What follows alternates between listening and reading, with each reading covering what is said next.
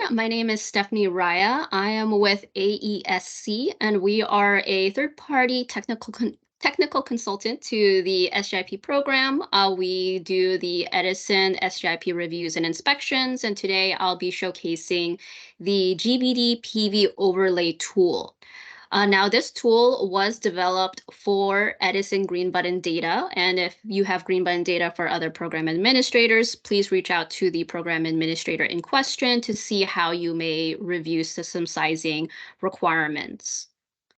Now, the reason why this tool was developed was because the Green Button data for customers who have existing solar on site will show not the actual usage of the home. It will actually show lesser usage and even sometimes negative usage on the occasions when there is more solar generation than the house consumption. And so because of this, we have developed this tool so that way you may overlay the Green Button data for a customer that has existing solar with their PV data. And if that's unavailable, you may use PV watts, which I'll kind of go over a little bit later in this demonstration, and then be able to use that to then determine the site's annual peak demand. And so this tool is meant to be done from left to right in this sheet order, and each sheet is color coded. So that way in this instruction sheet, if you are trying to review the instructions, the step-by-step instructions, as well as, including some pictures to kind of demonstrate what's being done in these set of instructions, you can then use this to then determine what steps are needed for each sheet as you go through this tool. But this instruction sheet has a very detailed step-by-step instructions. So that way you may use this, whenever you are using this tool for any overlays that need to be done. So for just a high-level overview for each of these sheets, we have the instruction sheet, which goes over color-coded each sheet and what needs to be done in order to complete that step of the process. You have the SCE formatting sheet. This will be used to format the Edison Green Button data to then be usable and can be thus analyzed. You have the Green Button data sheet. This is what is used to then convert the kilowatt hour usage from the Edison Green Button data to power in kW. You have the PV data sheet, which will use the PV watts data that you can download from the PV watts website and convert that to PV power, which will then be aligned to the Edison Green Button data timestamps. The overlay data sheet, where it will then combine those two sets of data together. And on kind of the right-hand side, we'll show the results of that overlay. And lastly, the demand chart, which I'll go over later on in this demonstration, so that way you may see a visualization of that overlay together. Now, so just going off of the first sheet here for the Edison formatting, let me just move this window to the side here. I have some example Edison Green Button data here. This is data that has redacted information. So this is actual customer data, but all of their information has been redacted. But this is an example of what that data looks like. You will see a lot of site-specific information on the top of this sheet.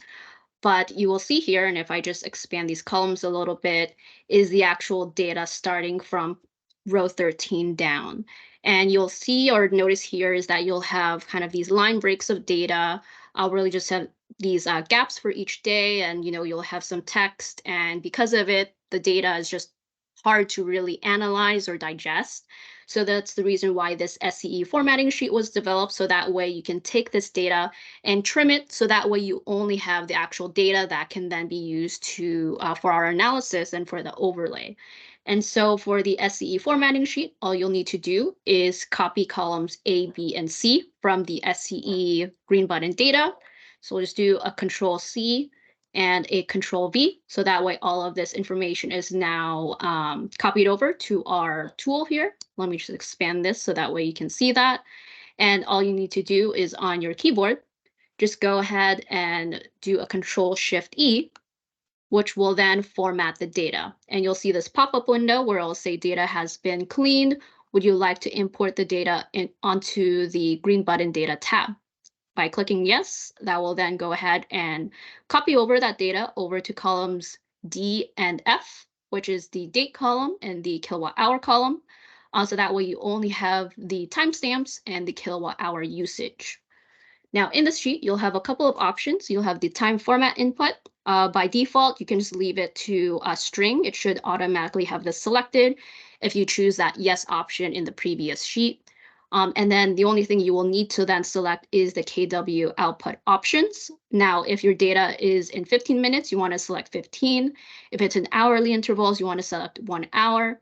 For this example data, you can see that we have 1 hour intervals. So we want to select the 1 hour option. And then once you have that selected, you want to then just click this convert to timestamp and power button, which will then convert the kilowatt hour usage to kilowatts. And this might take some time, but you can see here that columns K and L are now populated. So that way we just have the date, the timestamp, and then the GBD power in KW. And that's the last step for this sheet. So then we can move over to the next sheet, which is the PV data sheet. And this sheet here will use PV watts data. So PV watts is a website that you can use to then generate estimated PV generation data based off of a site address, the size of the PV system. So for in cases where customers don't have access to their actual PV monitoring data, you can use PV watts in place of that. Just input the customer's information and the information of their PV system, and it will then generate estimated data that you may then use. Just make sure that you select the option to download in 1 hour increments, because that's what we'll be needing for this demonstration. So on the side here, let me pull up my other worksheet, which is the PV watts. So this is what a sample of the PV watts data looks like, where you'll see some information on the PV system on the top here. And then starting on row 32 and down is the information on the estimated PV generation data. Now, what you'll need to do is copy starting in row 33 and down, the month, day, and hour, so columns A, B, and C. And I'm just going to do a Control-Shift down to select all of this data, paste that over to columns A, B, and C in our sheet in the tool. And then you'll want to do the same thing for the AC system output column, which is column L. Just going to do a Control-Shift down here as well and paste that data into column D in our tool.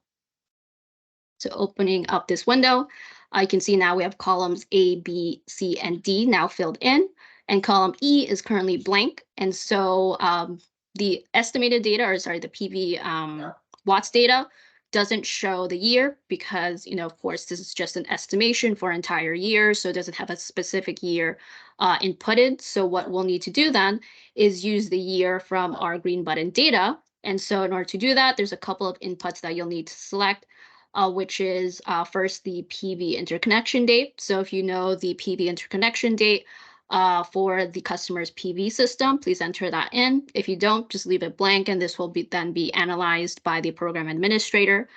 In this case, we'll just leave it blank. And then you'll want to then select the Add Year to PV button.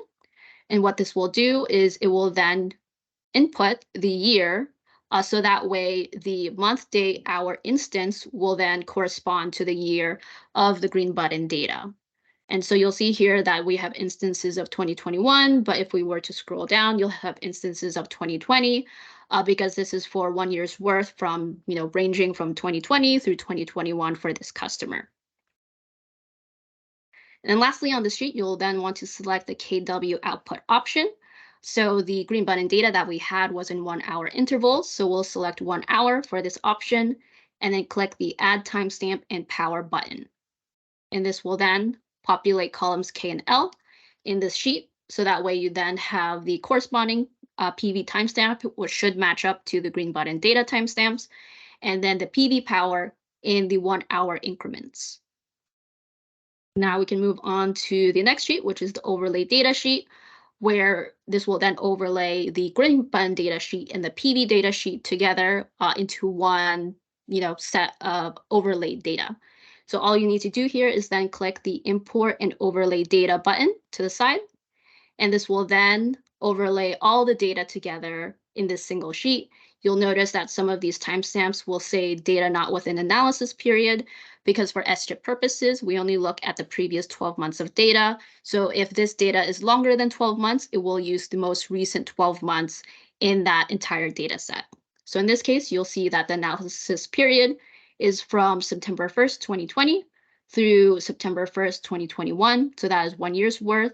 And you'll see some more information on the right-hand side here, which will show you the peak demand information. So you'll see here in row 2 is the peak demand, the highest peak demand for this set of overlaid data, which you'll see is from September 6, 2020 at 2 p.m. And you'll see the timestamp row. So in case you want to see what row that this data was located from, you'll see the corresponding GBD power and the corresponding PV power. So you'll see that the GBD at the time was 14.3 kW and the corresponding PV power was 11.29, and that the resulting overlaid peak demand was 25.59 kW. And so we had done this for both the highest peak demand as well as the second peak demand, which is 25.14, which is on that same day, but at 1 hour before. So that way, kind of the reason why we had done this, so that we can try to remove any outliers. Say, there's been, one instance in that entire 12-month period where you see a sudden maybe rush of usage.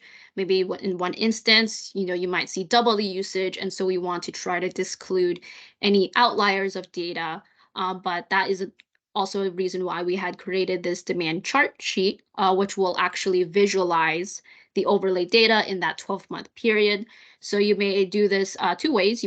You are able to just click the graph data button, which will then graph the analysis data, or you may just move on to the demand chart, which will give you a prompt to then create a new chart based off of the overlay data that you had done in this sheet. So we're just going to click the graph data, and this will then graph out the data in one chart. So you can see that this is the combined peak for that entire analysis period. There are a couple of toggle options on the bottom right of this chart. So if you want to say, just look at the GBD power, you'll see this in blue colored lines. If you want to see just the PV power, you can then just select that, which is the green colored lines. And you can do a combination of the GBD power and PV power, which you can kind of see overlapping a little bit. It's a little bit hard to see just because there's so much data in here. So that way you can kind of see the combination of those two sets of data together.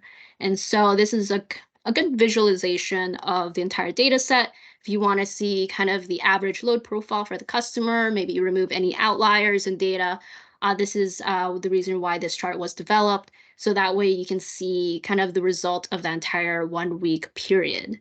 But that is pretty much kind of the demonstration of this tool. Again, this is a tool. It's optional for applicants to use for the SGIP applications.